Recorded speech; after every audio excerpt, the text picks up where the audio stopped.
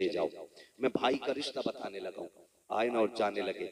मेरे इमाम ने खेमे से निकल के कहा, पास जा रहे जी आका। कहा एक बार आओ मेरे सीने से लग जाओ, एक बार मेरे सीने से लग जाओ। गाजी ने कहा था हुजूर क्यों? कहा जमीन पे तेरे अलावा मुझे भाई कहने वाला करबला में कोई नहीं है, तू मेरा आखिरी भाई रह गया, सारे भाई मेरे शहीद हो गए, सिर्फ तू बचा। मुझे सीने से लगा के एक बार भाई कह दे। गाजी अब्बास ने कहा था औकात नहीं है मैं भाई कहूं। कहा क्यों? कहा मेरी माँ उम्मे बनीन है, तेरी माँ फातिमा ज़हरा है, और मेरी माँ ने सिखाया था अब्बास कभी हुसैन को भाई ना कहना। मैंने कहा था माँ मेरा बाप भी हैदर कर्रार है, हुसैन का बाप भी हैदर कर्रार है, फिर मैं भाई क्यों ना कहूँ? तो बचपन में मेरी माँ ने कहा था ए अब्बास याद रखना तेरी माँ जैसी 1000 माएं फातिमा ज़हरा के एक पल्लू पे कुर्बान हो सकती। मैंने कभी आपको नजर भर के नहीं देखा, आज भाई कह दे। मेरे इमाम ने कहा था आज लग जाना यार गले से, आज भाई कहते। दौड़ के आए, भाई कहा सीने से लग गए। मेरे इमाम की चीख निकली और गाजी अब्बास जब सवार होकर घोड़े पे जाने लगे, फरमाया उम्मे रुबाब शहरबानो आओ आओ खेमे के दरवाजे पे आके देखो। पूछती थी ना कि बाबा जंग में जाते थे अली कैसे लगते थे, फरमाया सुनो जिसे अली को देखना हो वो मेरे गाजी अब्बास को देख ले, गाजी अब्बास को देख ले। और अब्बास कोई छोटा कद न था, अब्बास उस कद को कहा जाता था जो खड़े खड़े घोड़े की गर्दन पे पैर रखने की ताकत रखता था, उस जात को अब्बास कहा जाता है। गाजी अब्बास गए करबला के मैदान में, बात तवील हो गई, शहादत का मुकम्मल वाक़या, बस इशारतन भाई बताने लगा हूं। भाई किसे कहते हैं और रिश्ते कैसे निभाए जाते हैं। रिश्ते गए, मशकीज़ा भरा, वापस आ रहे थे। अमर बिन साद ने क्या कहा? पानी नहीं पहुंचना चाहिए, पानी पहुंच गया ना तो कयामत आ जाएगी। मुश्किल से प्यारे प्यासे शहीद हुए इनके, अगर पानी मिल गया तो क्या होगा? कहा पूरी ताकत लगा दो, पानी नहीं जानी चाहिए। ताकत लग गई, पानी नहीं जाना चाहिए। ताकत ऐसे लगी तलवारों से चारों तरफ से घेर लिया, लेकिन शेर भी अली का शेर था। जिसके बाजुओं में अली की ताकत हो ना, फिर तलवार मुकाबला नहीं कर सकती है।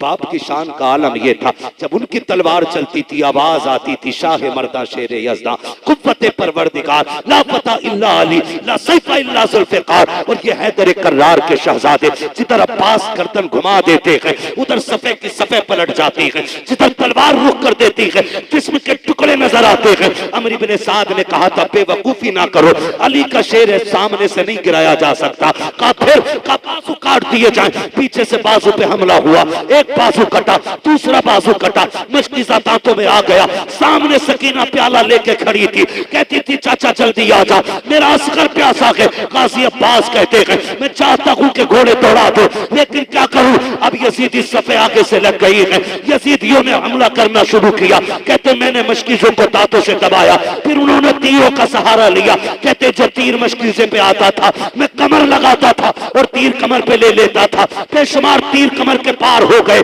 ताकि सकीना का मशकीज़ा बाकी बच जाए। कहते एक तीर ऐसा आया जो आके मशकीज़े के पार हो गया, फिर पानी बहना शुरू हो गया। फिर मैंने सकीना को देखा, मशकीज़ा बहा, पानी गिरा, सकीना के हाथ से प्याला छूट गया। कहते अस्कर जितना रोना है रो ले, अब गाजी वापस नहीं आना है, अब पानी नहीं आने वाला। गाजी अब्बास कहते हैं फिर एक ऐसी बर्छी लगी कि जो मेरे सीने के पार हुई, एक तीर आया जो मेरी आंख के पार हो गया।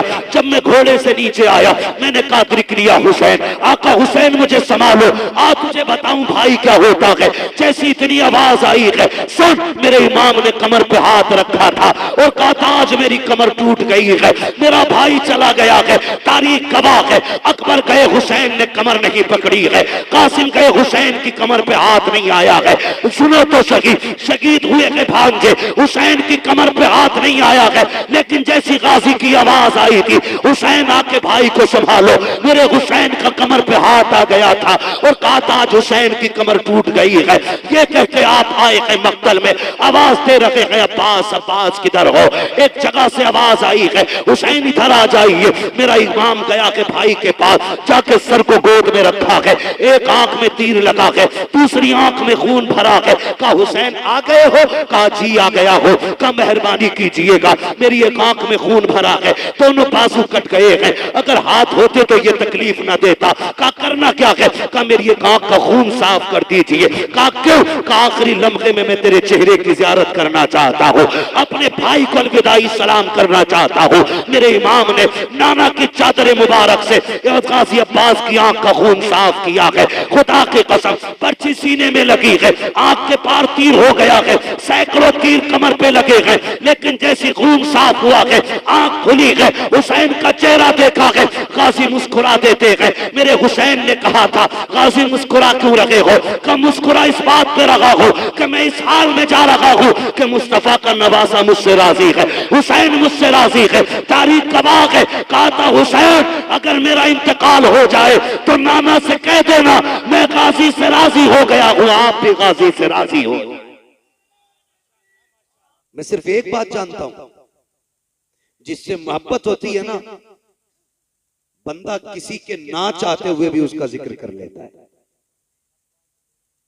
बड़े बड़े काबिल लोग मिंबर पे बैठे हुए हैं, उलमाए अहले सुन्नत हैं।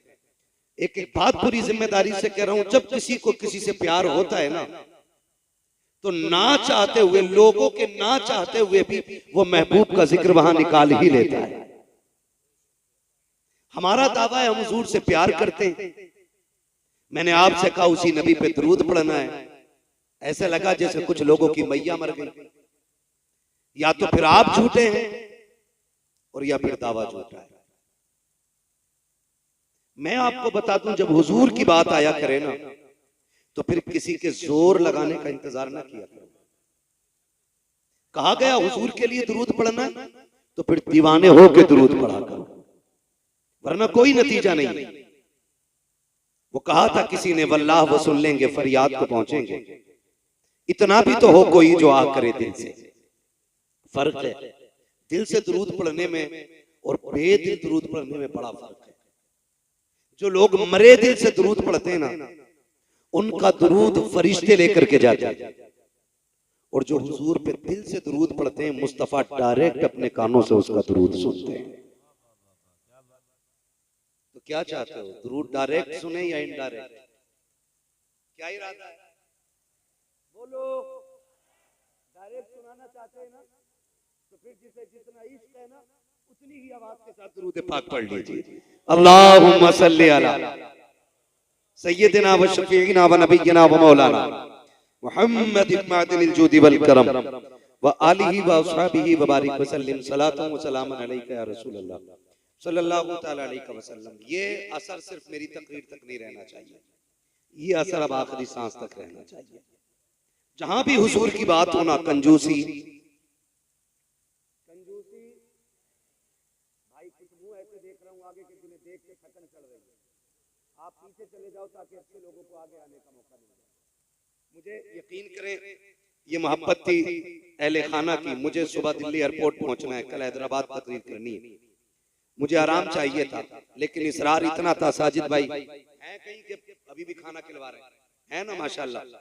इनका इसरार और हमारे आसिफ भाई हैं, आरिफ भाई हैं, इन तमाम भाइयों की मोहब्बतें थी।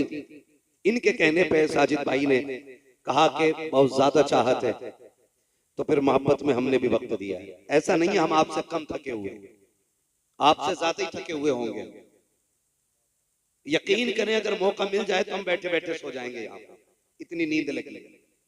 लेकिन चाहते हैं जब मोहब्बत से बुलाया है तो सुन भी मोहब्बत से लो, और सामने वाले मुंह खास करके अच्छे रखा कर, इसके लिए कि आगे वाले लोग जो होते हैं डिस्प्ले की मानिंद होते हैं, और डिस्प्ले खराब होना तो पूरी मार्केट खराब लगने लगती है, और डिस्प्ले अच्छी हो ना तो पूरी मार्केट भले चाइना की हो अच्छी लगने लग जाती है। तो साथ देंगे ना आगे वाले लोग। बोले जरा या रसूल अल्लाह। शर्म नहीं करनी है मेरे लाल, बोलना है। यहाँ नहीं बोलोगे तो कब्र में जाके बोलो, मर रब्बुका मा दीनुका मा कुंत तकुलु फी हक़्क़ि हाज़ा रजुल। हम नहीं जानिए कौन चुप रहेगा वहां पे। और ये बात भी एक अलग बात है, हमारी कौम को जहां बोलना चाहिए वहां कतई नहीं बोलती। और जहां चुप रहना चाहिए वहां रोले डाले रहती है। मस्जिद में देखो 3 मिनट नहीं 1 मिनट इमाम लेट हो जाए, जाएंगे भी तो फर्क नहीं पड़ना, मुझे अपने टाइम पे बात खत्म करनी है। मस्जिद के अंदर बैठते हैं ना हम लोग, 1 मिनट लेट हो जाए अगर हम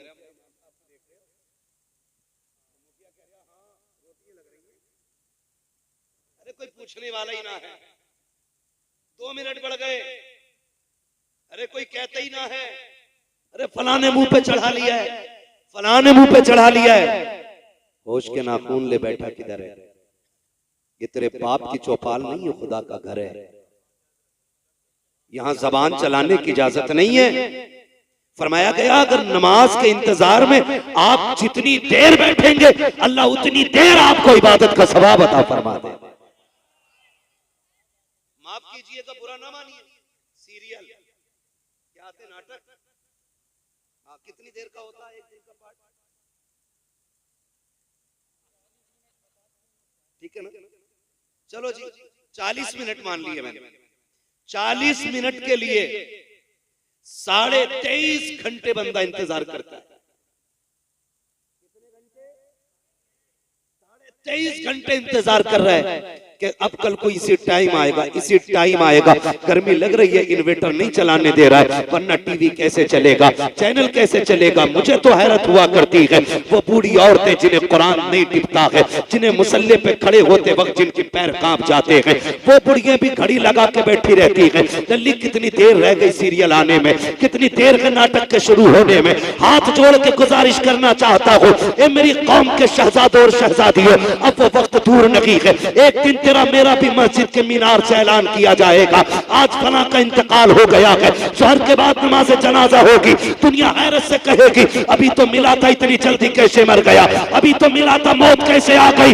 मगर मशीयत का नकीब कहेगा इतराने की जरूरत नहीं है, इमारतें बुलंद है तो क्या हुआ, दौलत वाला है तो क्या हुआ, क्या मौत नहीं आएगी। अगर ये घमंड है तो सुन ले, हुए नाम पर बेनिशां कैसे कैसे, जमीन खा गई आसमां कैसे कैसे। भाई तैयारी करें, मौत की तैयारी करें। हम 23 घंटे इंतजार करते हैं सीरियल के, 5 मिनट नमाज के लिए मर जाता है। 5 मिनट इमाम बदल दो, टाइम का पाबंद नहीं है। मैं तो इमामों से कहूंगा, मेरी ड्यूटी अल्लाह ने ये लगाई, आपकी ड्यूटी मस्जिद में। मैं कहूंगा अगर ज्यादा कोई बोले तो इमामत इस शर्त पे करो कि हर बालिग आकिल मुसलमान को मस्जिद में 5 वक्त नमाज पढ़ने आना पड़ेगा। लगाओ शर्त, जितनों पे फर्ज है सबको 5 टाइम आना पड़ेगा, और नहीं आएगा तो एप्लीकेशन लिख के लाएगा कि आज मेरे बेटे की लेफ्ट साइड की टांग में इतना दर्द है, मेडिकल रिपोर्ट ये है, वो इसलिए नहीं आया। लगाओ फिर। क्या ये हैरत नहीं आती हमें? सर्दी में अपने बेटे को कंबल उड़ा के आ रहे हैं और इमाम की चारपाई उल्टी कर रहे हैं। क्यों? नमाज तेरे बेटे पे फर्ज नहीं थी, खाली इमाम साहब पे नमाज फर्ज है। कह रहा इस पे ढकती है कंबल, डर रहा ये लिहाफ डाल दे, और इमाम साहब से कह रहा ऊपर ना जाता। इमाम बदल दो, बदलो अपने रवैये में। गुजारिश करना चाहता हूं, आप अगर 5 टाइम की पढ़ रहे हैं ना, बहुत अच्छी बात है। तो 5 टाइम की पढ़ने का मतलब ये नहीं आप इमाम बदल देंगे। 5 टाइम पढ़ के ना 6ठे टाइम मुसल्ला बिछाया करो। वो 6ठा टाइम कौन सा? जब दुनिया सो जाया करे फिर मुसल्ले पे आया करो और रो के कहा करो मालिक जो 5 वक्त पढ़ी है ना इसे कबूल फरमा लेना, इसे बचाने की कोशिश कीजिएगा, वरना कंडीशन हमारी कौम की, अल्लाह माफ करे, अगर कोई बंदा किसी उज़्र से मस्जिद में ना आए ना तो कह रहा है ना तलवा दिखाई ना दे रहे भाई, वही सब नहीं तलवा दिखाई ना दे रहे। तो मसला कलवे के गायब होने का नहीं है, मसला ये जो अच्छा ना आ गए ना आज, ये अपनी हाजिरी बता रहे हैं कि हम आए हुए, हम आए हुए इबादत कर रहे हैं, आप एहसान नहीं कर रहे हैं किसी से।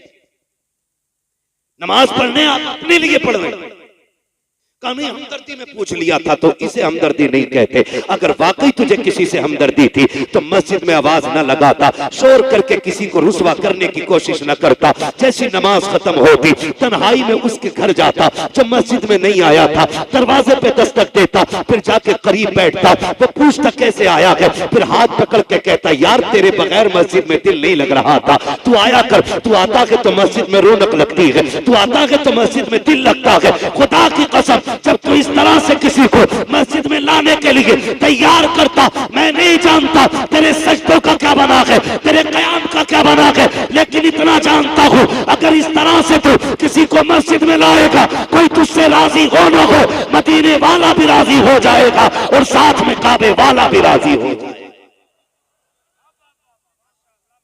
बदलो अपने आप को और आखिरत की फिक्र करो, आखिरत की फिक्र करो और कोशिश किया करो अल्लाह जो सजदे हो गए इन्हें कबूल कर ले, इन्हें कबूल कर ले। और नौजवानों से कहूंगा, नौजवानों एग्जाम आता है ना तो पीर साहब के पास जाते हो कलम पढ़ दो।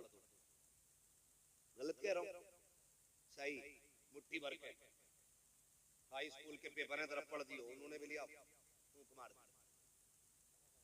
मुझे एक बात बताओ, खाली फूंक मारने से अगर पास हो जाते ना तो मियाँ का बेटा ना अपने वक्त का डीएम एसडीएम बना बैठा होता। सुन लो मेरी बात कान खोल करके। शेख सादी शिराजी रहमतुल्लाह तआला अलैहि का जिक्र किया, हमारे भाई हमारे दोस्त मौलाना गुलाम यासीन साहब, वही शेख सादी फरमाते हैं कि सिर्फ मेहनत पे भरोसा करना ये घमंड है, और सिर्फ दुआओं पे भरोसा करना ये गुमराही है। फरमाया पहले हिस्से का काम करो फिर मुसल्ले बिछा के दुआ करो। आप मेहनत तो करते नहीं, रात के 3 बजे तक पबजी खेला और पीर साहब तेरे एग्जाम में नंबर बढ़वा देंगे, पीर साहब के अपने नंबर पूरे नहीं है। बदलो नौजवानों अपने आप को। मैं कहना चाहता हूं कामयाबी चाहते हो ना, फिर मस्जिदों के आदी हो जाओ, मस्जिदों के आदी हो जाओ। 5 वक्त मस्जिद में आया करो, छठे वक्त घर पे मुसल्ला बिछा लिया करो। वो छठा वक्त कौन सा? जब दुनिया सो जाए फिर मुसल्ला बिछाओ। रब इतना करीम है क्या बताऊं। हम यहाँ बैठे ना, हमारे शाकिर भाई आज हमारे बीच नहीं रहे, साल भर हो गया है, वो कब्र के अंदर है। अल्लाह की राज अल्लाह ही जानता है। और बड़ा करम किया उसने कि बंदों को मिट्टी में दफन कराया है, ताकि अच्छों की अच्छाई पे पर्दा पड़ जाए और बुरों की बुराई पे पर्दा पड़ जाए। हाँ, मिट्टी के अंदर रखवा दिया उसने। आप जिंदगी कैसे काट के गए, अब ये मामला आपका और बंदे का नहीं, अब ये मामला बंदे का और खुदा का हो गया। आप बद से बदतर को ये नहीं कह सकते कि वो जहन्नमी है। इतना बड़ा उसने पर्दा लगाया कि आप अच्छे से अच्छे को गारंटी नहीं ले सकते कि वो जन्नती है। ये राज अल्लाह, ये राज अल्लाह ही जानता है कि बंदे को किधर रखना है, उसके पैसे, उसके पैसे। साल भर हो गया, कोई खबर आई? बोलो भाई, शाकिर भाई को इंतकाल हुए कितने साल हो गए? 1 साल हुआ, कोई खबर आई? कोई खत, कोई पैगाम, कुछ नहीं ना। साल भर बीत गया, हम उसके गुनाहगार बंदे बैठ गए। सुना है जिसके इसाले सवाब के लिए ये महफिल सजाती जाती है, अल्लाह उसके सारे गुनाह माफ फरमा दिया करता है। इसी उम्मीद पे तो बैठे ना सारे लोग, इसी उम्मीद पे बैठे। अल्लाह अगर हमारा भाई तेरे इताब में, तेरे अजाब में मुब्तला है ना, तू बड़ा करीम है, तूने कहा मैं 70 माओं से ज्यादा प्यार करता हूं, तो मालिक इतना करम कर देना, उनकी कब्र को ताहत नजर कुशादा कर देना। मैं तो हैरत में हूं, अल्लाह इन भाइयों को सलामत रखे, इन भाइयों को जिन्होंने आज भाई के लिए इतनी बड़ी महफिल सजाई है। वरना इस मतलबी दुनिया में कौन कहां किसके हाल पूछता है, किसको किसका ख्याल रहता है। मैंने देखा है कि 40वें तक मैयत होती है तो यतीम को दुनिया गोद में बैठा के कहती है जी भतीजा लगता है, आज के बाद इसे अपना भतीजे को भी बाप वाला प्यार हम देंगे। भाभी के लिए कहते नहीं नहीं, जैसे हमारी बहनें हैं वैसे वो भी खाएगी। लेकिन 40वें तक ये मोहब्बतें रहती हैं। 40वें के बाद अगर यतीम भतीजा दरवाजे पे आ जाए कि आज चूल्हे पे कुछ नहीं बना है, आज माँ भी भूखी लेट गई है, छोटी भाई की छोटी बहन की भूख नहीं देखी जाती, यतीम भतीजे भतीजे दरवाजे पे आ जाते हैं, सगे चचाओं को हमने दरवाजे बंद करते देखा है। इस मतलबी दुनिया को देखो तो सकी, वो लोग जो यतीमों को गोद में उठा के कहते थे हम इन्हें प्यार देंगे बेटे का, हम इन्हें अपनों का प्यार देंगे, 40वें के बाद रिश्ते भूल जाया करते हैं। तुम्हें खुदा का वास्ता दे के कहता हूँ, या तो यतीम को गोद में बैठा करके अपने होने का एहसास ना दिलाना, और अगर एहसास दिला दो तो कभी धक्का दे के दिल ना तोड़ना। तुम नहीं जानते हो जब उम्मीद के बाद सहारे टूटा करते हैं तो दिलों में कितनी बिजलियां गिरा करती हैं। आप क्या समझ सकते हो? वो कहा था किसी ने, उसके दिल से पूछिए, नाकामियों की लज्जत है जो मुसाफिर लुट गया हो जाके मंजिल के करीब। एक प्यासा तो वो है जिसे पता के पानी नहीं है, एक प्यासा वो है जिसे पता के 2 कोस के बाद मुझे पानी मिल जाएगा, लेकिन 2 कोस के बाद उसे कुआं तो मिल जाए लेकिन पानी निकालने के लिए डोल रस्सी ना मिले तो उसके दर्द को कोई अंदाजा नहीं लगा सकता है। मैं कहना यह चाहता हूं, अगर आपका भाई चला गया है, पीछे यतीम छोड़ के गया है, पीछे बेवा छोड़ के गया है, तो उन्हें फरामोश न करना, उन्हें भुला ना देना, 40वें तक उनकी खुशियों का ख्याल ना रखना, बल्कि कोशिश ये कीजिएगा मेरे बच्चे खाएं क्या ना खाएं, यतीमों के दस्तरखान का ख्याल रखा जाएगा।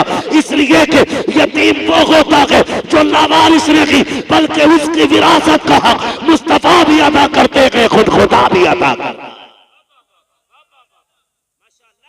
नारे तकबीर, नारे रिसालत, मजहबे इस्लाम, मसलके आला हजरत, खतीबे हिंदुस्तान, मुफ्ती मोहम्मद हम्मा साहिब किबला।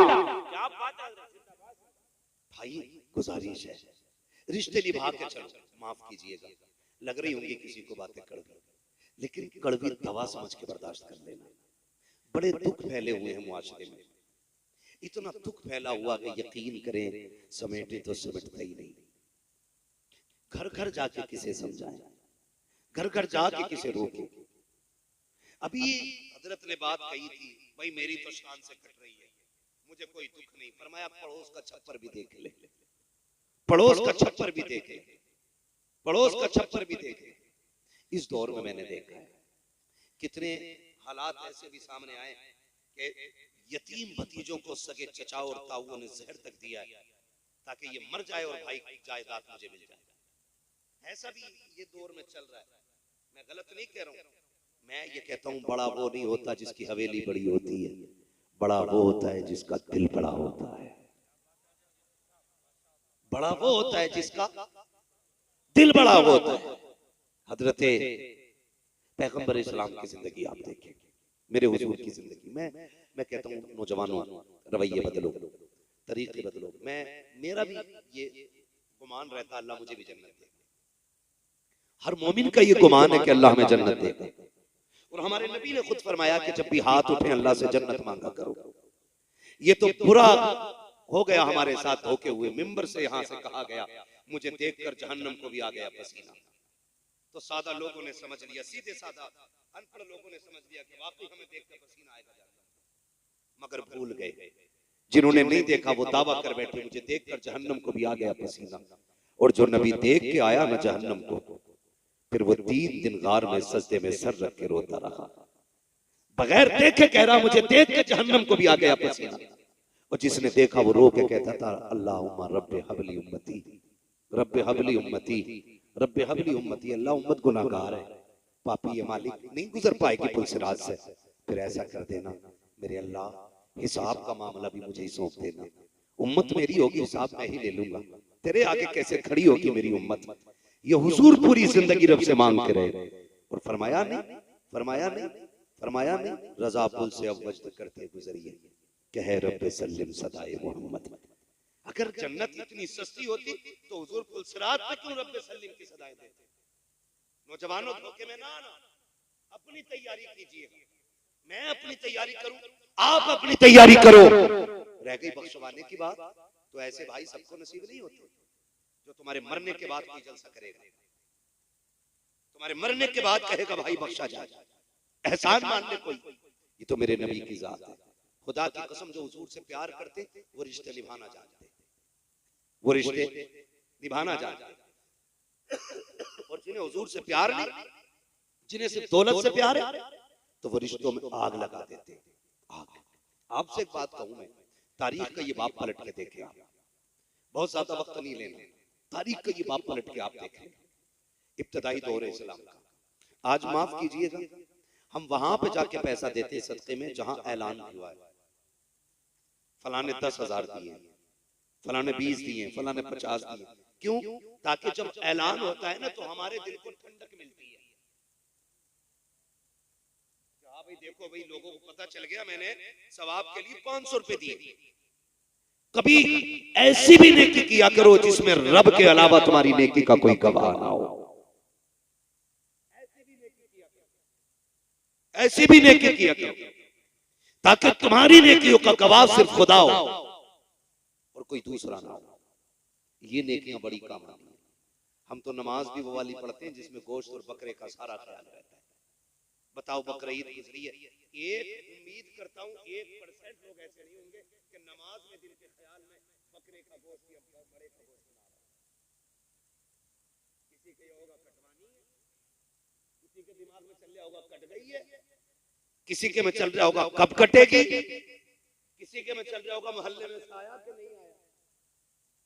ये हमारी नमाजों के हाल, ये नमाजों के हाल हमारे। ना करो ऐसा, मौत आ जानी है, मरना है, आपको भी मरना है, मुझे भी मरना है। मैं आपकी कब्र में नहीं आऊंगा और आप मेरी कब्र में नहीं आओगे। आज तक कोई किसी की कब्र में साथ उतरा है? बोलो, उतरा है कोई? और कोई मुट्ठी में खजाने भर के लेके गया? कोई खजाने भर के लेके गया?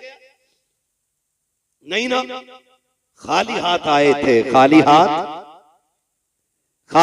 आए थे, खाली हाथ जाएंगे। कोई खजाना लेके नहीं जाना है तो फिर फिक्र किस चीज की करनी? आखिरत की करनी। और याद रखना, रब बड़ा बेनियाज, ये भी याद रखना वो बड़ा बेनियाज है। कुरान कहता अल्लाहु समद, वो बड़ा बेनियाज, वो बड़ा बेनियाज है। अपने उसूल, अपने ज़ाब्ते में वो किसी का मोहताज नहीं। उसकी शान ये है कि वो मुर्दों से जिंदे पैदा करता है और जिंदों से मुर्दे पैदा करता है।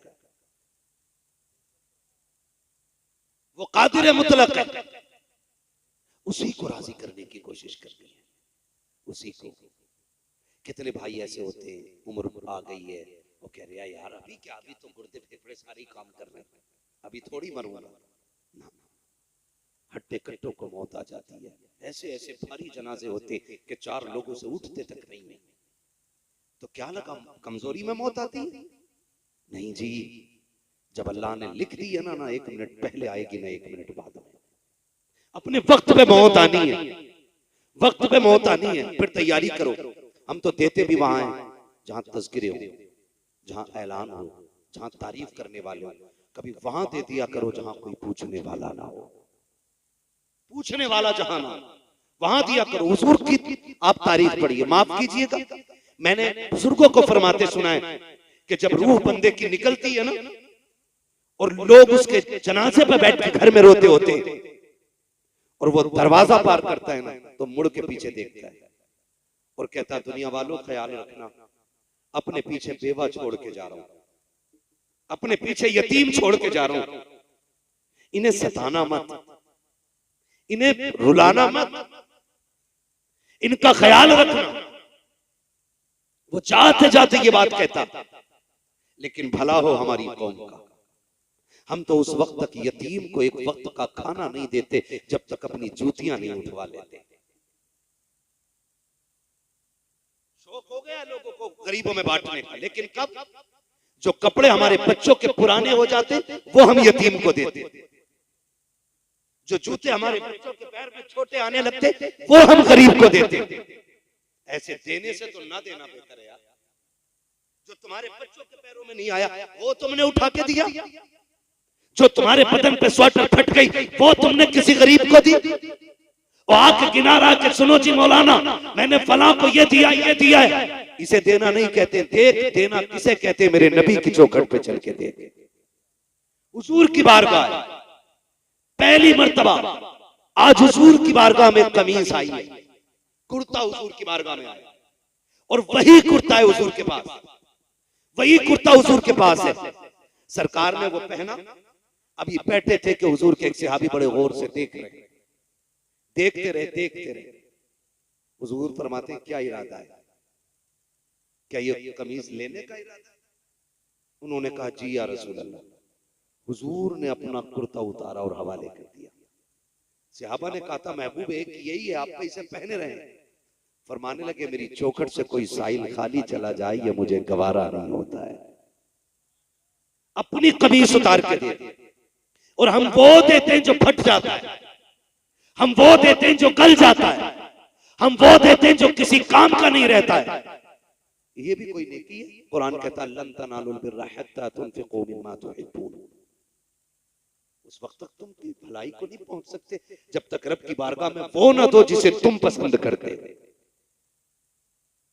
तुमने अपनी पसंद दी कभी सोचा कि मेरे ये पसंद है, ये मैं फला को दे दूं? नहीं ना, तो फिर क्या फायदा है? वो दो जिसे तुम पसंद करते हो,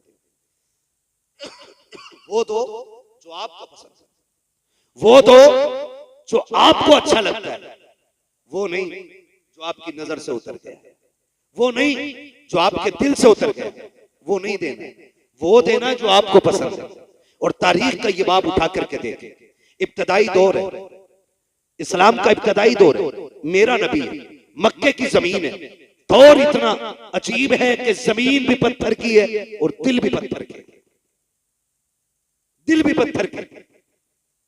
एक बेवा औरत है, अल्लाह ने उसे एक बेटा दिया था।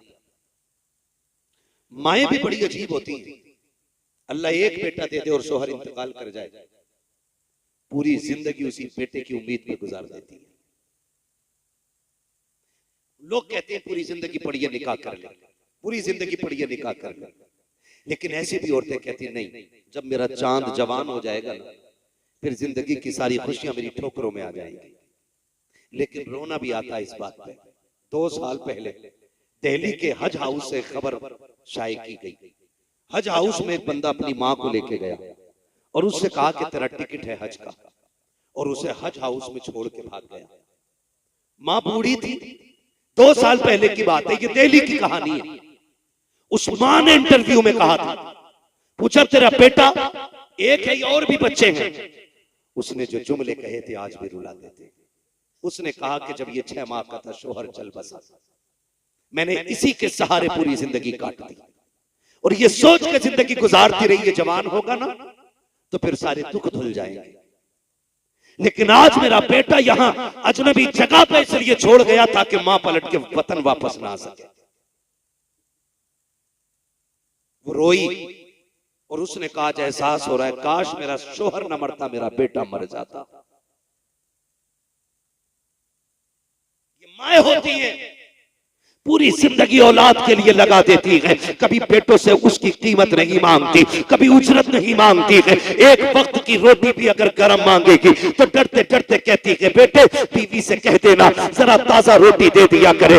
उस वक्त भी वो ये नहीं कहती है कि मैंने तेरे लिए जिंदगी कुर्बान कर दी, शोहर चला गया, मैं चाहती तो जवान थी, किसी से निकाह कर सकती थी, लेकिन तेरे सहारे निकाह नहीं किया। पूरी जिंदगी की कीमत मां नहीं मांगती है। नौजवानों हाथ जोड़ के कहता हूं, मां ने तुम्हें शोहर के साये में पाला हो या शोहर के बगैर पाला हो, पूरी जिंदगी एहसान मान लेना, इसलिए कि दुनिया की हर चीज को बाजार से खरीदा जा सकता है, लेकिन मां वो चीज है जिसे किसी बाजार से नहीं खरीदा जा सकता। इसलिए कि दौलत मेहनत से मिल जाती है, लेकिन मां की शफकत खुदा की रहमत से मिला करती है।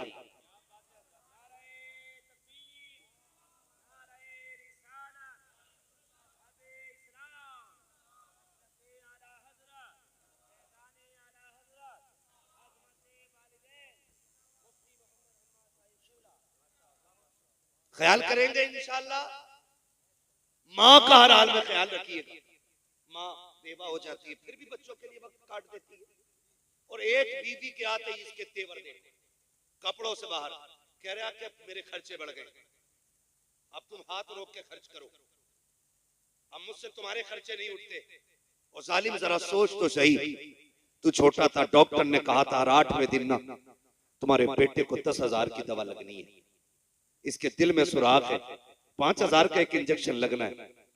कभी इसने नहीं कहा डॉक्टर दवा बदल दे, कमाई कम है। इसने कहा डॉक्टर और महंगी हो तो दवा लगा ले, मैं अपने आप को बेच दूंगा, मेरे बेटे का दुख दूर होना चाहती है। बेटों पे भी लाजिम है, कभी मां से ये ना कहे मेरा खर्च बढ़ गया, कभी बाप से मत कहना मेरा खर्च बढ़ गया है। और याद रखना आमदनी उन्हीं की बढ़ती है जो माँ बाप पे खर्च किया करते हैं। मैं नहीं जानता कि शाकिर भाई का रवैया क्या था, मुझे नहीं पता ये परिवार के लिए कैसे थे, लेकिन मुझे साजिद भाई ने बताया कि शाकिर जिसका नाम था ना, पूरे परिवार को लेकर साथ चलने वाला बंदा था, परिवार को साथ लेकर चलने वाला बंदा था। तो फिर मुझे बताया जिस हवेली में बैठे हो ना उसी बंदे के हाथ की बनी हुई है। मैं कहता हूं वाह रे वो पेड़ लगा गया है जिसे देख के नस्लें तुझे याद करती रहेंगी, नस्लें याद करती रहेंगी। एक बाप कितनी बड़ी कुर्बानी दे देता है औलाद के लिए, और औलाद हिसाब लगा रही है। खांसी की दवा कितने की तुम्हारी? 18 रुपए की।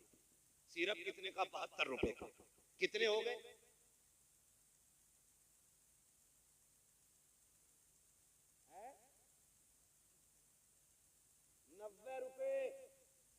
पढ़ रहे हो नहीं आजकल कहीं, ये खाली पबजी खेल रहे हो? कितने हो गए? 90 रुपए। कहता ये फालतू का खर्चा है, ना किया करो। अमीर बनना चाहते हो ना तो फिर जो लाओ मां की गोद में डाल दो। ये बड़े बेनिया बड़े गैरतमंद लोग होते, ये खाते बाद में दुआएं पहले दिया करते। ये खाते बाद में दुआएं पहले दिया करते हैं। मैं हर बेटे से कहूंगा मर्जी है तुम्हारी, संडे संडे बीवी को घूमने लेके जाते हो, महीने में एक दिन मां को भी गाड़ी में बैठा लिया करो, एक दिन बाप को भी बैठाया करो। ये मेरा तजर्बा है। कभी बैठो ना बाप के सराहने खड़े हो और कंधे पे हाथ रखो और दबा के कहो ना बड़े दुख गए होंगे ना अब्बा, मुझे जवान करने में बड़ा बोझ उठाया है। आप अल्लामा को फगामा को कसम खा के कहता हूँ, मैंने बड़ी बड़ी वीआईपी गाड़ियों में सफर किया है, बड़े बड़े वीआईपी होटलों में मैंने वक्त गुजारा है, लेकिन अल्लाह की इज्जत की कसम खा के कहता हूँ कभी 10 दिन 15 दिन 20 दिन में कभी घर की दौलत अल्लाह नसीब करता है। जब कभी माँ बाप के पास जाता हूँ और उनके कदमों में बैठ के कहता हूँ अम्मी जरा सर में तेल डाल दो, जरा मालिश कर दो, आज भी अल्लाह की इज्जत की कसम खा के कहता हूँ 5 स्टार होटलों के कदमों में वो मजा नहीं आता, आज भी जो मां के कदमों में बैठने में मजा आता है, आज भी जो उनके पैरों में बैठने में मजा आता है। चाहो गारंटी है मेरी, अगर तबीयत ना लगती हो, दिल ना लगता हो, कभी मां के पास बैठो, कभी बाप के पास बैठो और उनसे पूछो तो सही अब्बा कोई जवानी की कहानी सुनाओ, बताओ कोई कारनामा तुमने जवानी में बड़ा किया हो, फिर देखना उसके लहजे बताएंगे जैसे जवानी लौट आई हो, उसका अंदाजा बताएगा जैसे फिर से जवान हो गया हो, और वो जब हंस हंस के बात करेगा तब लगेगा खुदा की कसम जो ताकत बाप को डॉक्टर की 10,000 की दवा नहीं दे सकती, वो तेरे 5 मिनट बाप को दोबारा से ताकत दिला सकती। बैठेंगे बाप के पास इंशाल्लाह, बैठा करो, इनसे पूछा करो जवानी बताओ कहां गुजरी, अब्बा कोई काम बताओ, फिर वो बताएंगे सुन एक दिन तूने कहा था ड्रेस चाहिए और मैं रात के 3 बजे आया था, तू सो गया था, सुन मैंने तेरी ड्रेस तुझे ला के 3 बजे पहनाई थी, बेटे मैं थक गया था, मैंने ओवर टाइम ड्यूटी की थी, रात को 3 बजे लौटा था, लेकिन कसम है मुझे पैदा करने वाले की जब उठा के तुझे ड्रेस पहनाई और तू मुस्कुराया था ना, तेरी एक मुस्कुराहट से मेरी सारी थकन उतर गई थी। पूछा करो कभी बाप से बैठ करके, माँ की भी कदर किया करो, इनका एहतराम करना, ये चले जाएंगे फिर नहीं मिलेंगे।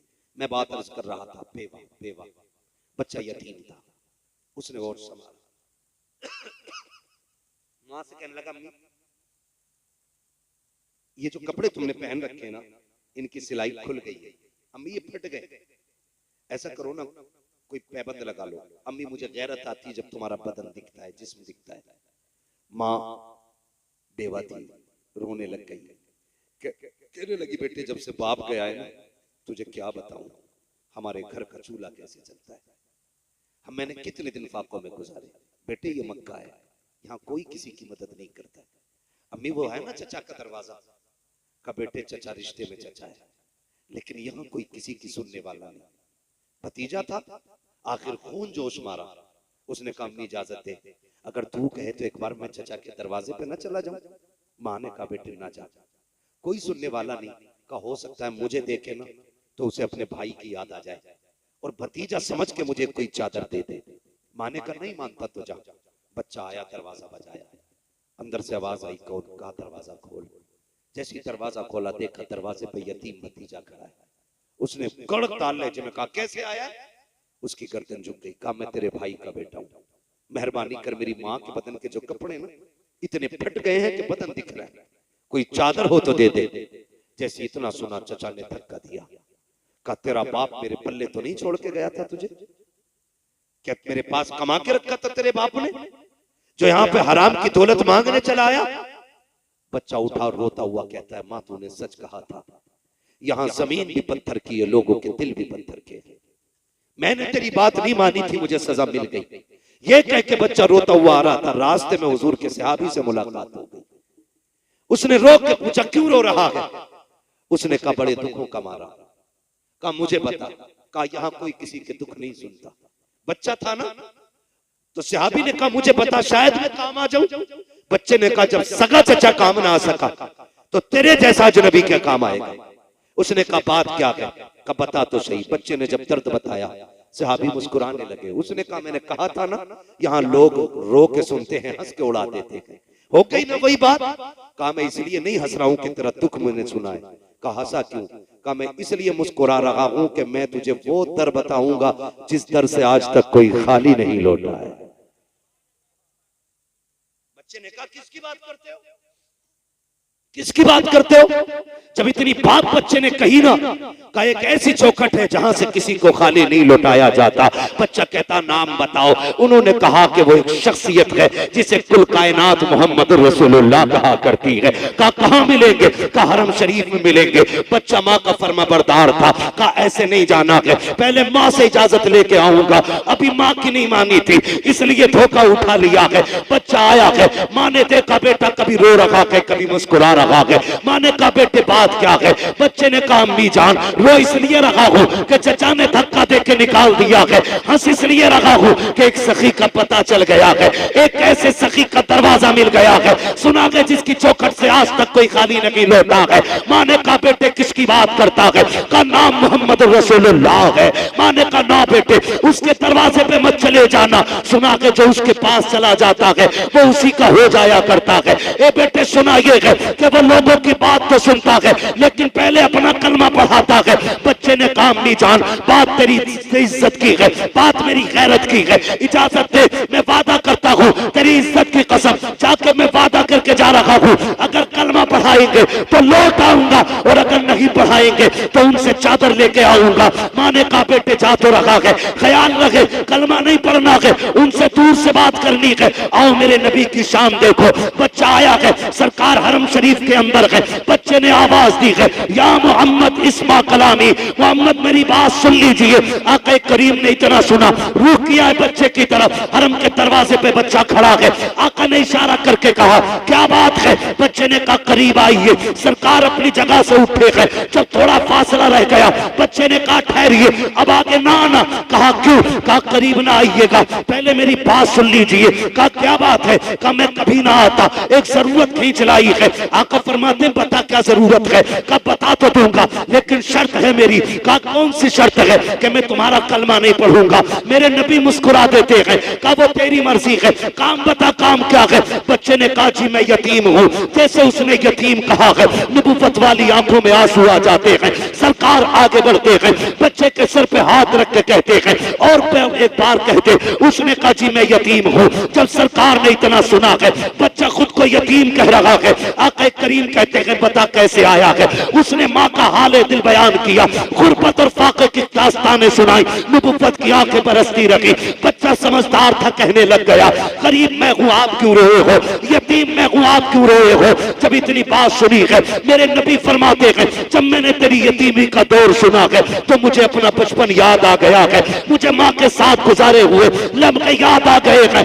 उसने कहा मुझे चादर चाहिए, अगर दे सकते हो तो लेकिन कलमा नहीं पढ़ूंगा। मेरे नबी मुस्कुराए, मुजम्मिल वाली चादर उतारी और यतीम के हवाले कर दी। लो बेटे और कुछ चाहिए? बच्चे ने इतना सुना और चादर को सीने से लगाया। मगर खुदा की कसम, आका करीम से मुलाकात का हाल ये था कि जुल्फ देखी है कि नजरों ने घटा देखी है, लुट गया जिसने मोहम्मद की अदा देखी है।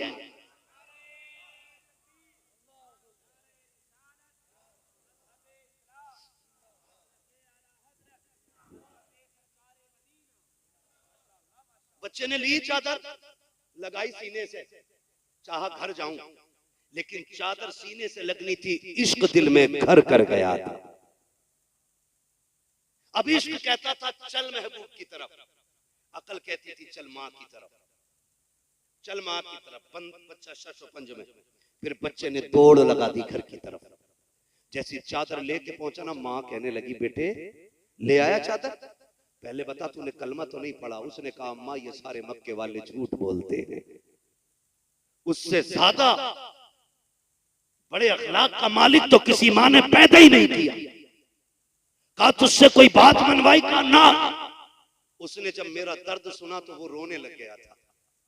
माँ, मैंने कहा मेरी माँ को एक कपड़ा चाहिए, उसने अपने कंधे की चादर उतार के दे दी। अम्मी एक चादर थी वो भी उसने दे दी। माँ रोने लग गई, कहने लगी पगले सिर्फ चादर लाया है? कहा और क्या लाता? कहा उस नबी का दीन घर तक क्यों नहीं लेके आया? माँ ने कहा चल एक काम कर, चादर ले और वहां ले चल जहां मक्के का अमीन बैठा हुआ है। माँ बेटे दोनों दरवाजे पे आ गए और आकर फिर बच्चे ने हुजूर को सदा दी। हुजूर ने मुड़ के फिर देखा, क्या बात है, कुछ और चाहिए? बरेली से आवाज आती है, आता है फकीरों पे उन्हें प्यार कुछ ऐसा, खुद भीख दें और खुद कहे मंगते का भला हो। मंगता तो है, मंगता कोई शाहों में दिखा दो, जिसको मेरे सरकार से टुकड़ा ना मिला। कहा और क्या चाहिए? उसने इशारा किया आइए उठ के। मेरे नबी गए, कहा बेटे कैसे आना हुआ? खातून कहती महबूब सिर्फ चादर ना दे, हाथ बढ़ा के कलमा बढ़ा ले, मुझे भी दीन में दाखिल फरमा ले। खुदा की कसम, गोया वो बरेली वाले की जबान में यूं कह रहे थे, कौन देता है देने को मुंह चाहिए, देने वाला है सच्चा हमारा।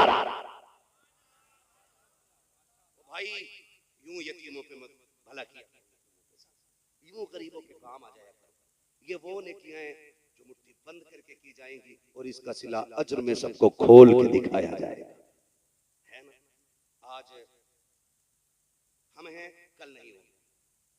हम भी कल एक गुजरा हुआ वक्त बनेंगे। हो सकता है तारीख बने या वो भी ना बने, वरना आज जिंदगी में अगर बच्चों को बाप के लिए वक्त नहीं है तो मरने के बाद हमारे लिए किसके पास वक्त होगा? कोई गारंटी नहीं है। जाया करो कभी कब्रिस्तान, जाया करो, अल्लाह से दुआएं मांगा करो, अल्लाह अच्छा परिवार देना और ऐसा देना जो मरने के बाद भी हमारी बख्शिश की फिक्र करता रहे, बख्शिश की फिक्र करता रहे। शाकिर भाई एक भाई से छोटे थे, है ना?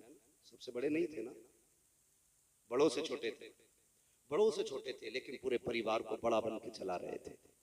बाकी सारे भाई बहुत सी थे, अल्लाह सबको सलामत रखे। एक बात और आखिर में कह दूं, सुन लेंगे 3 मिनट और मैं बात कहने लगूं। एक बात और कह दूं कि अगर आपकी कामयाबी में बड़े भाई की मेहनत लगी है ना, तो उसे फरामोश न करना। अक्सर ये होता है बड़ा भाई मजदूरी करता रहता है और छोटे भाइयों के जेब पे कलम लग जाता है, फिर उसको धक्का मार के अलग करके कहते हैं तूने मेरे लिए क्या किया है? सुन, उसने बाप बन के पाला है आपको। अगर वो मजदूरी ना करता, तेरी जगह खेती ना करता ना, तो आज तेरी जेब पे कलम नहीं होता, आज तेरे बदन पे कोट नहीं होता। धक्के दे के अलग न करना। आप पीएम एसडीएम कुछ भी बन जाओ, अल्लामा बन जाओ, पीर बन जाओ, लेकिन जिसकी मेहनत लगी है ना, उसकी कुर्सी अलग न डालना। जब तेरे वीआईपी मेहमान आए ना, तो सबसे ज्यादा वीआईपी कुर्सी उस बंदे के लिए डालना जिसने तुझे कामयाब बनाया है। और लोग पूछे कौन है ये, तो कहना ये वो है जिसकी वजह से आज ये इज्जत अल्लाह ने अदा की है। ऐसा करने से तेरा कद घटेगा नहीं, अल्लाह कद बढ़ा देगा, बढ़ा देगा। और अल्लाह का नेक बंदा वो है जो अपने मोहसिन का एहसान मानता है। जो मोहसिन का एहसान ही ना माने, ना वो बंदों का है और ना वो खुदा का, ना वो बंदों का है ना वो खुदा का है। तो कुछ नेक काम ऐसे भी कर जाने, जरूरी नहीं है सबको ऐसा परिवार मिल जाए। लोग भूल जाएंगे। कब्रिस्तान जाते ना, देखें कब्रिस्तान, खबरें देखिए, इतनी ऊंची होती होंगी ना, खबरें देखिए, है ना, बहुत ज्यादा ऊंची नहीं होती है, बहुत ज्यादा लंबी, वजूद भर मिट्टी मिलनी है, इससे ज्यादा नहीं। बस जितना आपका कद है उतनी जमीन आपको मिलेगी, उससे ज्यादा। कब्रिस्तान जाते देखे होंगे कि कुछ खबरें ऐसी हैं जिनमें कोई फूल डालने वाला नहीं, और कुछ ऐसी भी खबरें जिनमें कोई मिट्टी डालने वाला भी नहीं है। तख्ते टूट गए, कब्रें बैठ गई हैं, कुछ में कफन के धागे नजर आ रहे हैं, कुछ में हड्डियां दिख रही हैं। सोच, क्या वो लवारिस थे? उनका परिवार नहीं था? या वो जमीन वाले नहीं थे? सब कुछ था, लेकिन उनके पीछे अच्छे लोग नहीं थे। फूल तो बड़ी बात है, लोग मिट्टी डालने आ जाएं तो ये बहुत बड़ी बात होती है।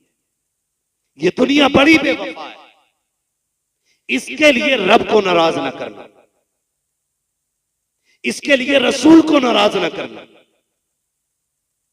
इसलिए कि ये इतनी बेवफा है, तेरी सांस रुकने की देर है, तेरे कपड़े उतारने के लिए तैयार नहीं होंगे।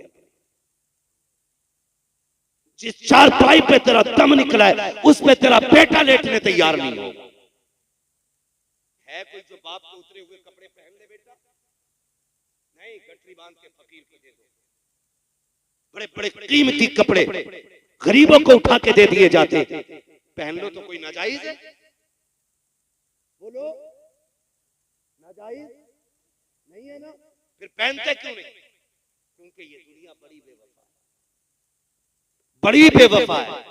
कोई किसी का नहीं है, कोई किसी का नहीं है। अल्लाह से दुआएं मांगा करो, अल्लाह अच्छा परिवार देना, अच्छे लोग देना। सबसे पहली बात ये कहा करो, अल्लाह अच्छी मौत देना, ईमान पे मौत देना, मौला करीम इज्जत की मौत देना।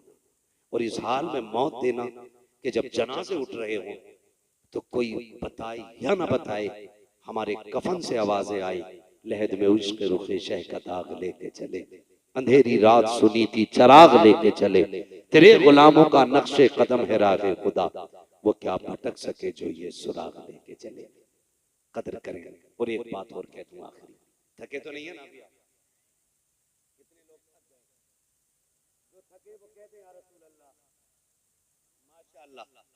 नहीं, मसला यह है कि हम हुजूर के नाम पे हर हाल में या रसूल अल्लाह कहने तैयार हैं, बोली खाली नहीं जाने देंगे, सारे बोले जरा या रसूल अल्लाह। हम यही तो कहते हैं यार, यही तो कहते हैं, नींद में भी हो तो बोल दिया करो, ताकि दुनिया को ये पता चल जाए कि ये कौम सबसे ज्यादा अपने हुजूर से इश्क करती है ना? अब सारे बोले जरा या रसूल अल्लाह। दिल्ली दूर है, तवज्जो है सारे लोगों की। मैं आपको आखिरी बात बता दूं, आखिरी बात, रिश्तों की कदर कर लें, यानी भाइयों की कदर कर लें। इसलिए कि भाई वो दीवार होती है जो भाई की कमर का जोर होती है। अल्लाह करे ये बात आपकी समझ में आ जाए। आप सोच रहे होंगे ना ये मौलवी बहुत दूर हट के बात कर रहा है जहन्नम जन्नत से। नहीं, मैं जन्नत और जहन्नम के इर्द गिर्द ही बात कर रहा हूं। ये आपकी कमर का जोर होता है आपका भाई। खुदारा कभी भाइयों को दौलत के मुकाबले में तोलना नहीं, कभी भाइयों को दौलत के मुकाबले में तोलना, सारे बोले तोलना। ये देखिए ये क्या है, देख लो क्या है, जेब, और यहां सीने के अंदर क्या है, जेब और दिल दोनों कहां है?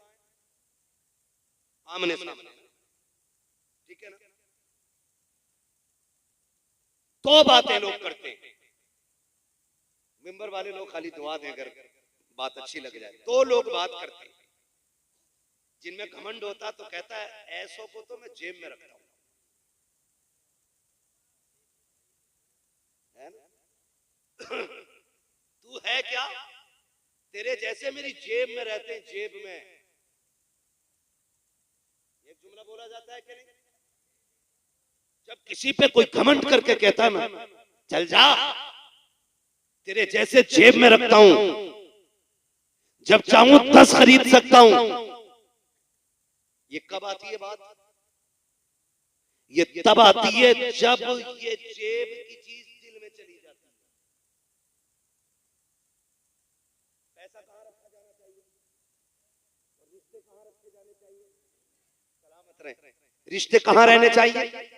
और पैसा, जब जेब में रिश्ते होंगे और पैसा दिल में होगा, तब बंदा बात कहता तेरे जैसे मेरी जेब में रहते हैं।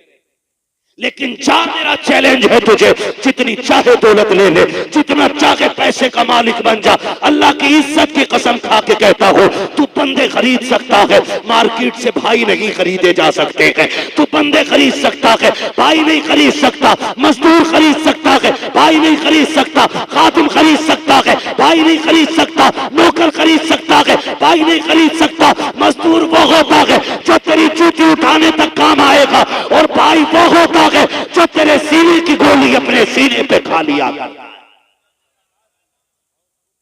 खरीद सकता है कोई ऐसा जो तेरे सीने की गोली अपने सीने पे खा ले। और यार सीने पे खाता है तब जब 18 साल का होता है। हम तो तब से भाई को जानते हैं जब हम छोटे थे। तो हमारा एक भाई बड़ा था, हमें अगर किसी ने मार दिया, हम रोते हुए घर में आ गए। हम 8 साल के थे, वो 10 का था, और मारने वाला 16 साल का था। हमने घर में आके रो के कहा फलां ने मारा है। हमारे 10 साल के भाई ने वजूद अपना नहीं देखा, उसने अपने से डबल का जाके गिरबान पकड़ा और कहा तूने मेरे भाई को अकेला समझ रखा है, मेरे होते हुए तूने मेरे भाई को हाथ लगाया कैसे। वो भाई ये दिन भी थे कि जब रिश्ते रिश्तों के लिए मिट जाया करते थे। वो दिन भी थे कि जब अपनों के लिए हम गर्दनें कुर्बान कर दिया करते थे। आज भी वही रिश्ते, वही आंगन, वही हवेली है, वही घर है, वही दीवारें हैं, वही मकान है, वही भाई है, वही ताल्लुकात है। कल जो भाई भाई के लिए दूसरे का गिरबान पकड़ लेता था, आज टके भर की दौलत के लिए भाई भाई का गिरबान पकड़ के कचहरी में ले जा रहा है, भाई भाई को पकड़ के अदालतों में डाल रहा है, भाई भाई को रुस्वा करने पे लगा है। हो क्या गया है, कल तक जो भाई भाई के लिए मर जाता था, आज भाई भाई को मारने पे क्यों आ गया है। तो सुनो, फर्क इतना है, जब हम छोटे थे तो दिलों में रिश्ते रहते थे, जब से जवान हुए हैं रिश्ते जेब में आ गए हैं, दौलत दिल में आ गई है। और तुम्हें खुदा का वास्ता रिश्ते दिल में रखा करो, दौलत जेब में रखा करो, इसलिए कि दौलत मेहनत से मिल जाती है, रिश्ते खुदा की रहमत से मिला करते।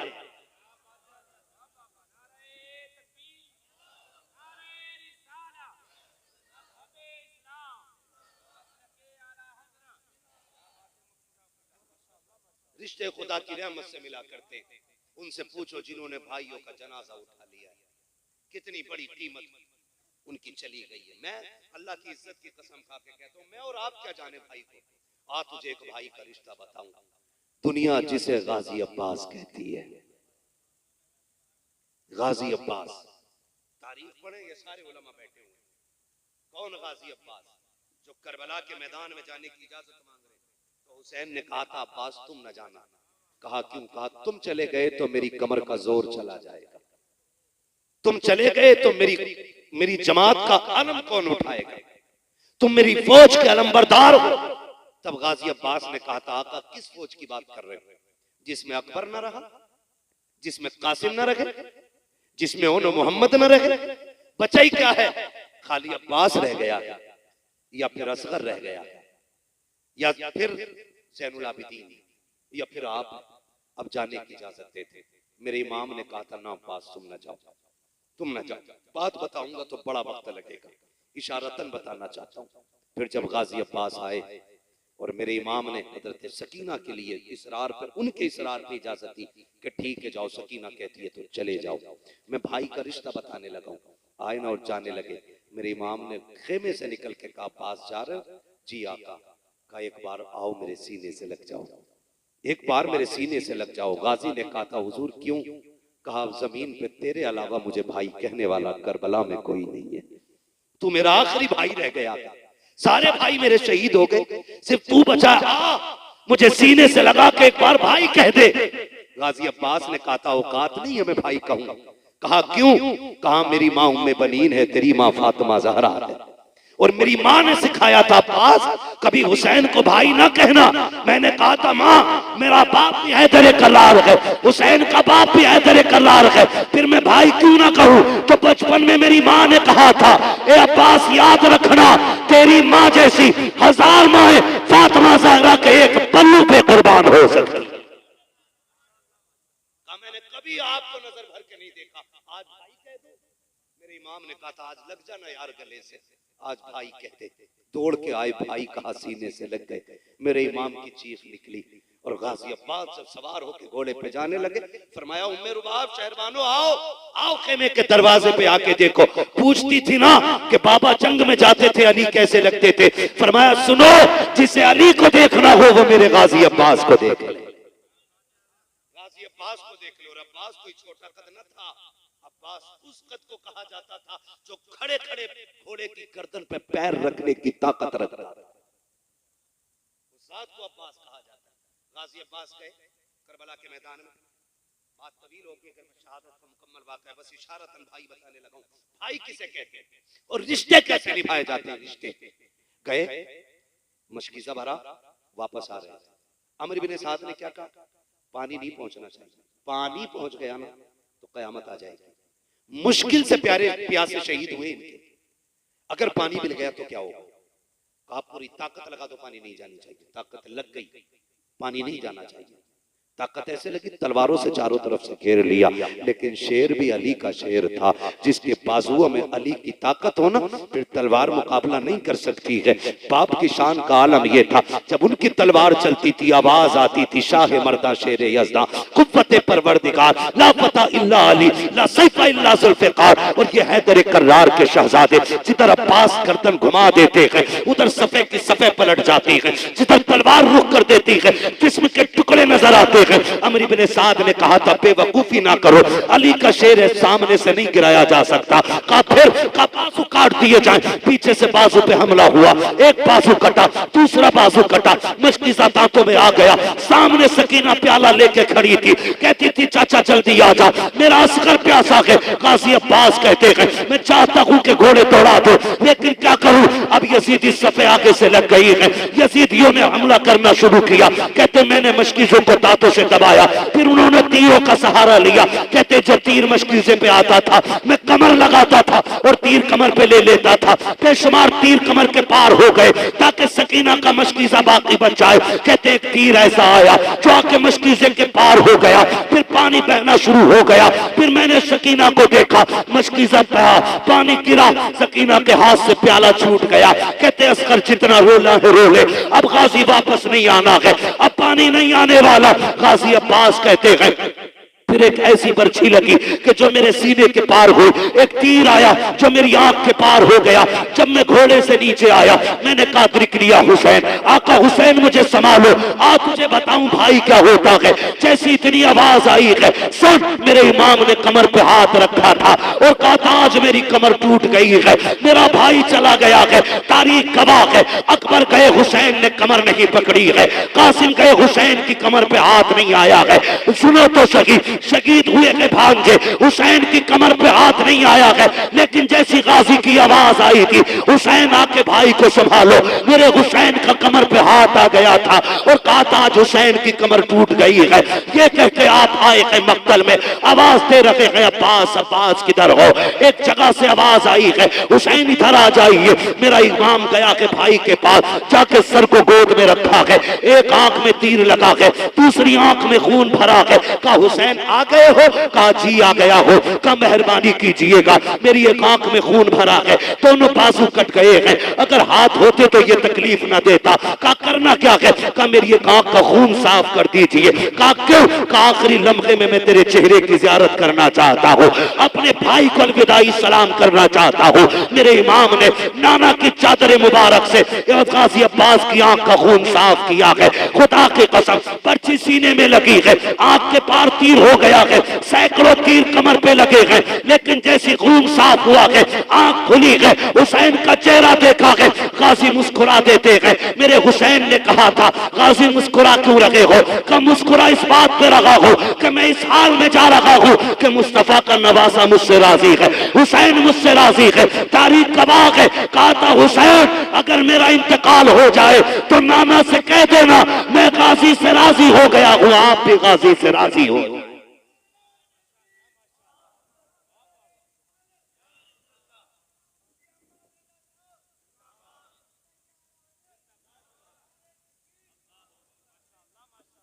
मुश्किल होती है जिंदगी भाइयों के बगैर, मुश्किल होती है। ओ भाई चाय पी के भाई कहने वाले हजार मिल जाएंगे, खाना खा के भाई कहने वाले हजार मिल जाएंगे, लेकिन तेरे सीने की गोली अपने सीने पे लेने वाला भाई किसी बाजार में नहीं मिलेगा।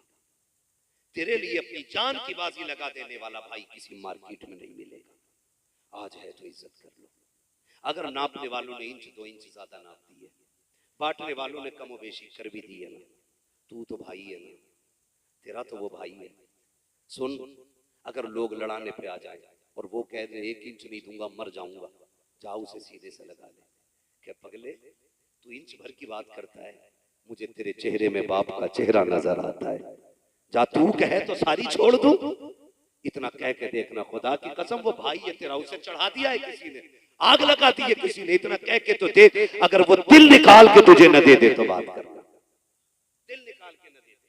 लेकिन क्या करें, हमारे घर के फैसले जब से तीसरा बंदा करने लगा ना, फिर हमारे अंजाम जेल, कोर्ट, कचहरी, हॉस्पिटलों के अंदर इमरजेंसी वार्ड हो गए। नहीं जानते हो, खुदा की कसम समझो रिश्तों को यार, समझो। एक जवान से कह के जाना चाहता हूँ, भाई की कदर करना, भाई की कदर करना। अगर ज्यादा ले लिया ना किसी ने, सीने से लगा के मत्था चूम के कहना जा मैंने तुझे माँ बाप के लिए माफ कर दिया। फिर तू मर के कयामत में आएगा, अल्लाह फरमाएगा जा मैंने तुझे महबूब पाक के लिए माफ कर दिया है। ऐसी जिंदगी गुजारेंगे, मोहब्बत करेंगे एक दूसरे से, करेंगे मोहब्बत। अगर हमारा कोई भाई चला गया और अपने पीछे कोई छोड़ गया तो उसे उसकी तन्हाई का एहसास न होने देना।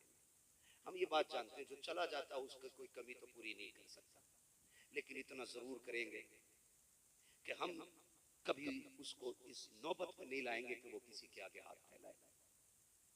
उसे ये एहसास हो कि आज मेरा शोहर होता तो ये नहीं होता, आज शोहर होता तो ये हो जाता ना।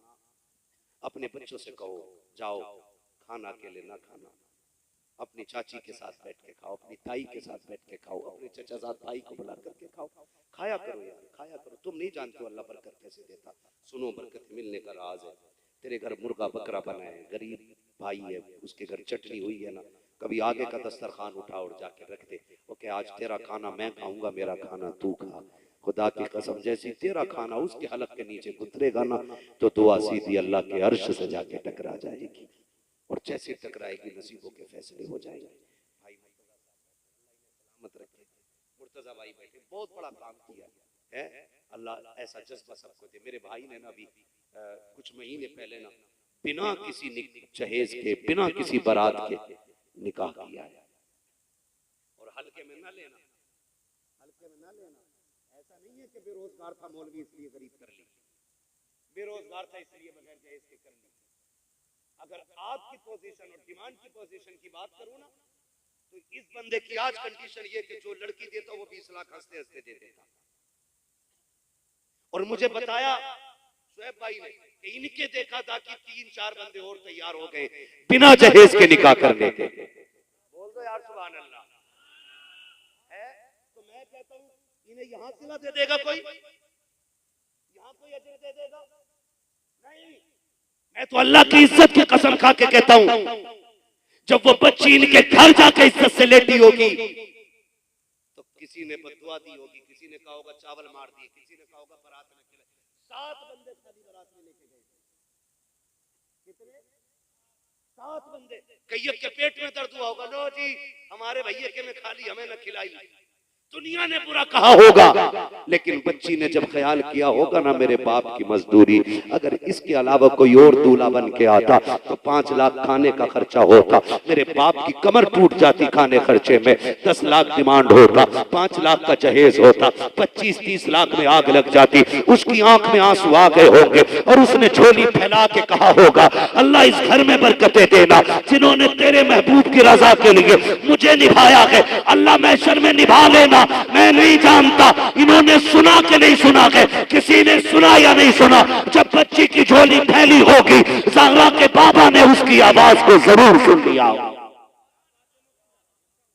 आपसे गुजारिश है, एक नेकी ऐसे कर जाइएगा जो आखिरत के लिए करेंगे इंशाल्लाह, करेंगे इंशाल्लाह, गरीबों को निभाते रहें।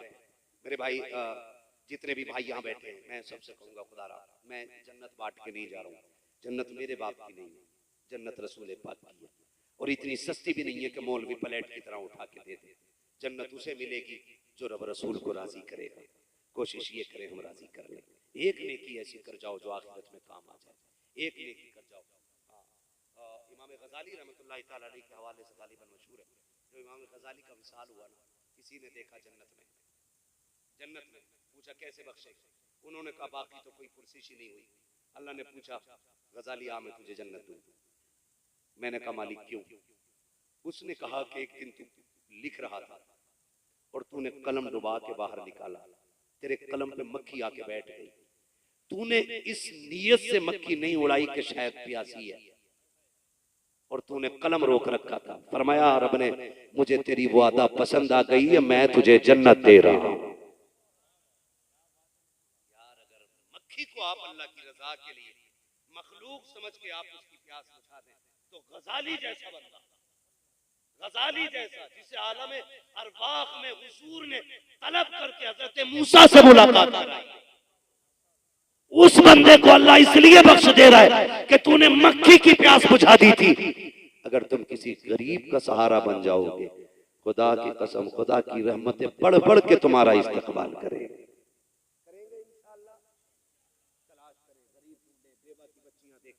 ऐसी बच्चियां जिन्हें कोई बिना पैसे के ले जाने तैयार नहीं, बालों में सफेदी आ गई है, जाओ उन्हें इज्जत से अपने घर की इज्जत बना लो। तुम्हें मरने में देर लगेगी, तुम्हारी कब्र को जन्नत बनाने में मुस्तफा को देर नहीं लगेगी।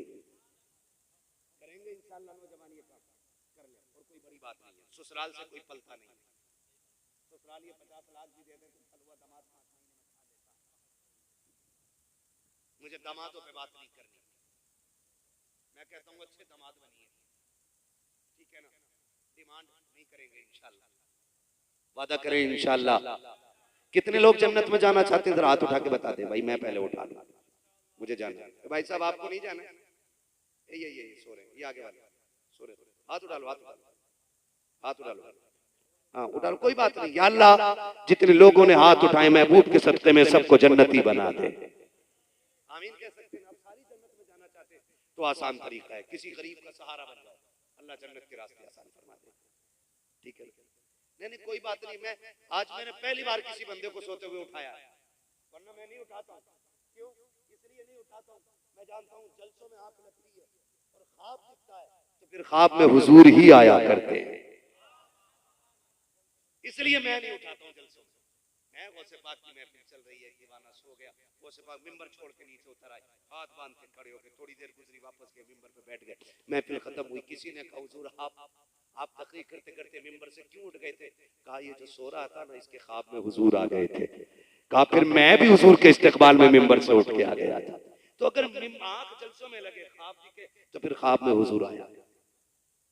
और फिर जितने यहाँ बैठे, खुदा के कसम एक की तमन्ना यही होगी ना, सुना है आप हर आशिक के घर तशरीफ लाते हैं।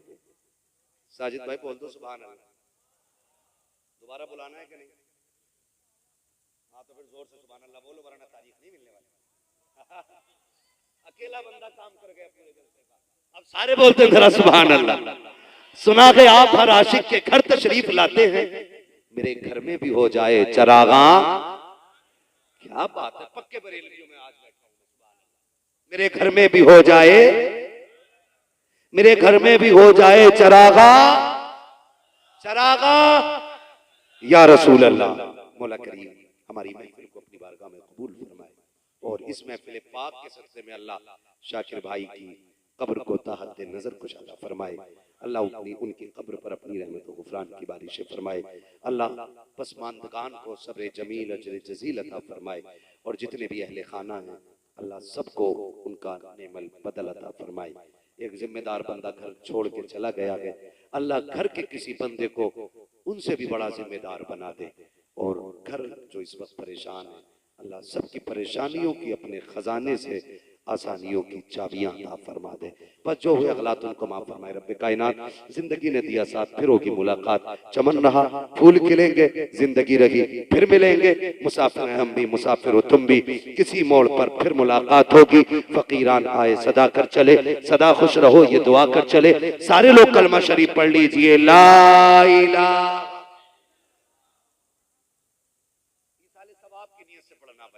ताकि अल्लाह इसका सवाब शाकिर भाई की रूह को अता फरमा दे। पढ़े सारे लोग मिलके, ला इलाहा इल्लल्लाह मुहम्मद